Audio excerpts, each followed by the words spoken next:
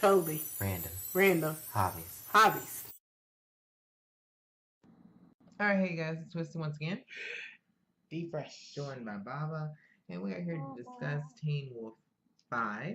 And once again, because we're following a little behind, so we're not going to reenact part of it, so we're just going to do a run-through recap. Sorry about that if you guys missed it, but, you know, we're just trying to get caught back up because we have just fallen way behind and everything. So, but next one will happen, so look forward to that. So Twisty is gonna do his famous 2-minute, not really 2-minute, rundown of the plot. Yeah, it ain't gonna be 2 minutes. I'm gonna let y'all know this right now. It's gonna be like 5. But hey, that's all that matters. That's all that matters is that you get it and you understand it. So we're gonna be like, hey, yo, what's up? Take it away, Twisty. Okay, so they start off with the bus ride. They're on the way to lacrosse meet, and Boyd and Isaac are sitting over here, and then we have Ethan and Danny sitting over here, and we have Scott and Styles sitting in the back. Scott has a giant wound on him that has been apparently from an alpha, and Derek is apparently dead.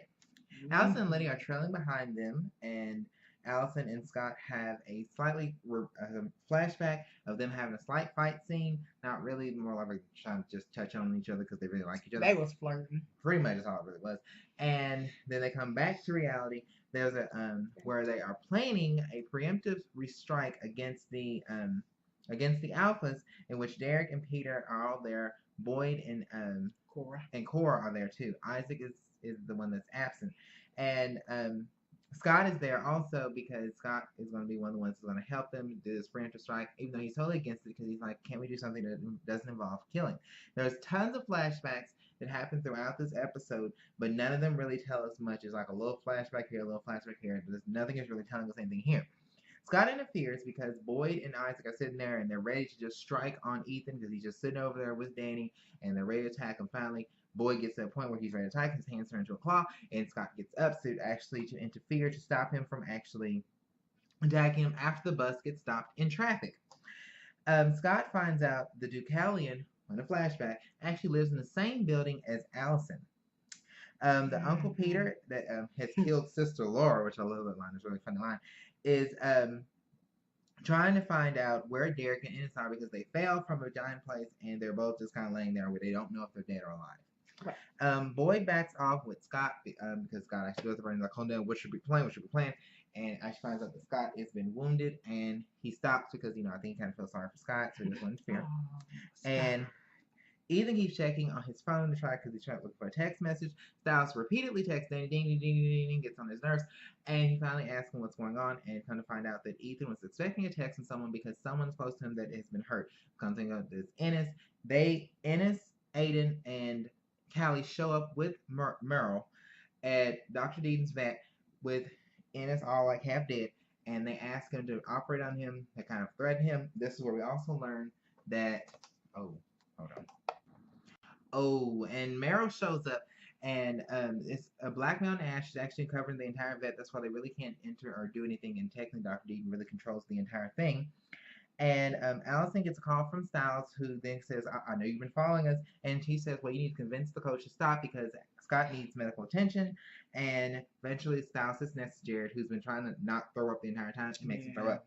Then Allison tries to actually thread a needle. We actually have a flashback of her mother just standing there and just like, you know, thread the needle, girl. You know, her mother's very, you know, if you knew her mother's scared.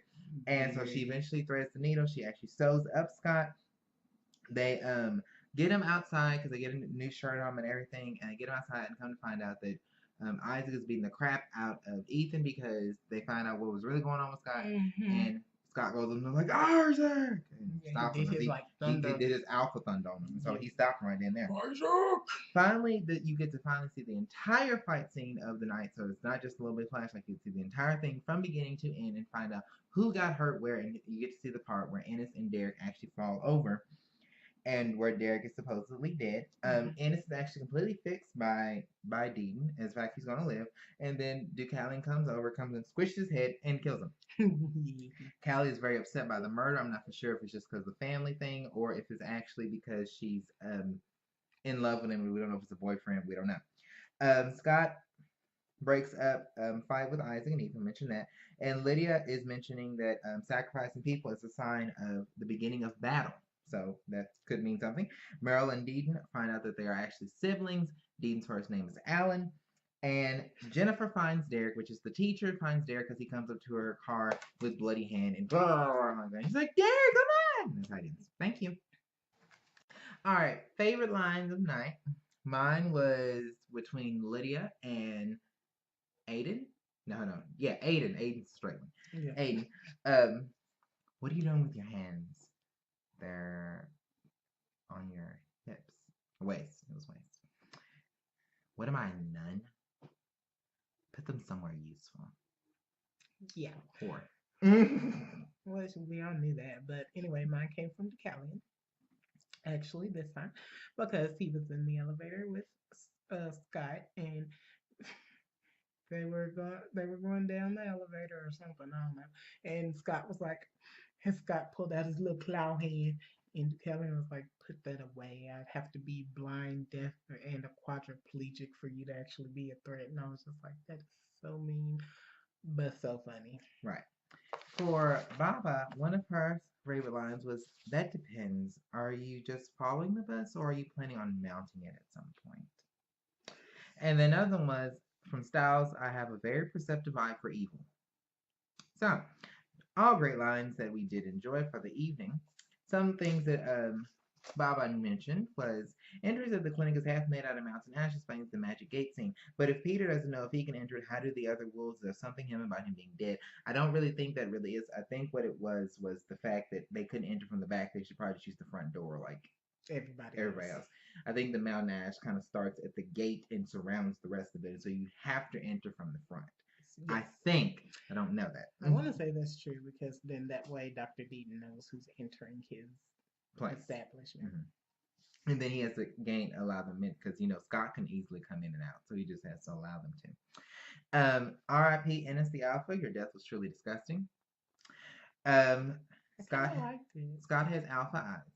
Well, I'm assuming that there was something up with the alpha anything because the girl from the beginning is already mentioning Scott being an alpha, even though he wasn't an alpha.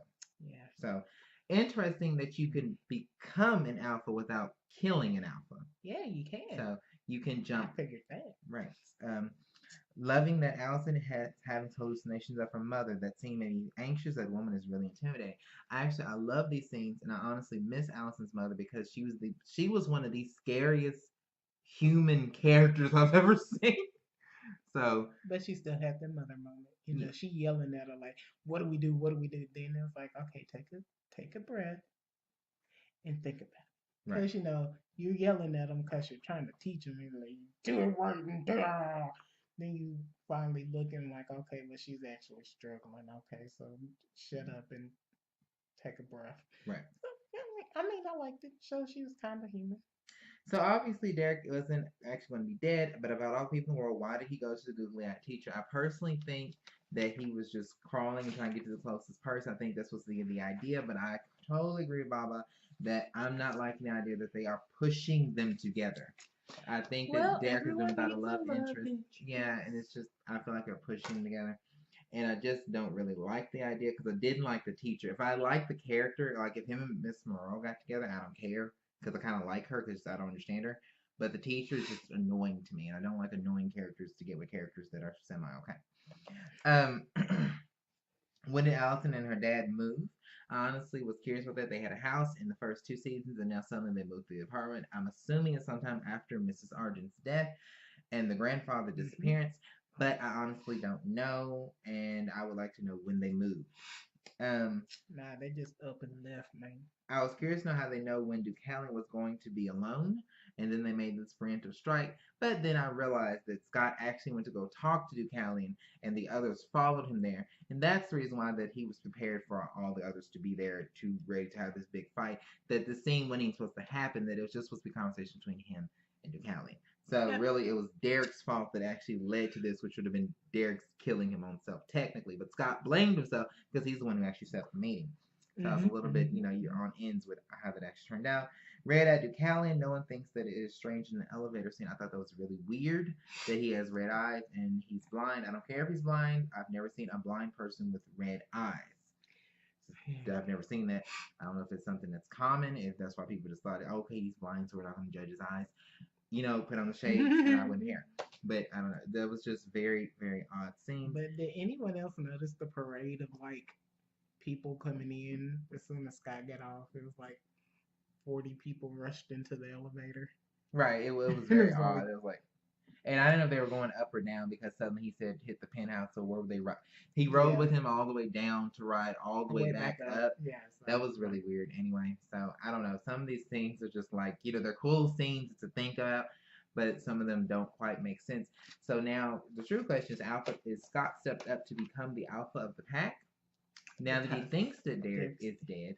Um, so is he going to lead Boyd and Isaac? Because clearly we know Isaac does follow him, and now I'm beginning yes, to wonder if Boyd is kind of getting it in, follow, let's follow Scott because he seems to be the most stable out of all of them, and clearly Erica is dead. They just got rid of her. Erica's dead. So Oh. yeah, I was so not sad by that because I didn't really like her, so I didn't really care. So I'm a little bit curious on this, and then if Scott is an alpha, and what does it mean for Derek and him? Can they both exist within the pack? I'm not really for sure about that. So, a little bit curious on how all this is going to turn out. Very anxious to see the next week's episode. Excited? You excited? I'm excited. Baba's excited, even though she's not saying anything. So, very excited to see next week's episode. Thank you guys for watching. Thank you, Baba, for your input. Check you guys later.